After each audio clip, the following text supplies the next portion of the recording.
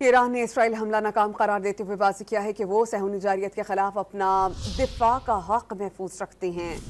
ایرانی فوج نے اسرائیل حملے ناکام بنانے کا دعویٰ کرتے ہوئے بتایا کہ ان کے دفاعی نظام نے کئی حملہ آور میزائل اور ڈرونز ہدف تک پہنچنے سے قبل ہی مار گرائے۔ صہیونی جارحیت کے نتیجے میں محدود پیمانے پر نقصان پہنچا۔ ایرانی میڈیا کی جاری کردہ ویڈیوز میں تہران میں سڑکوں پر ٹریفک معمول کے مطابق رواں دوا رہی۔ امام خمینی بندرگاہ اور ایئرپورٹ پر بھی عارضی تعطل کے بعد آپریشن کا باقاعدہ آغاز کر دیا گیا۔ شہری صبح کے وقت معمول کے مطابق اپنی ورزش کرتے دکھائی دیے۔ ایران نے اسرائیل حملہ ناکام قرار دیتے ہوئے واضح کیا ہے کہ وہ صہیونی جارحیت کے خلاف اپنا دفاع کا حق محفوظ رکھتے ہیں۔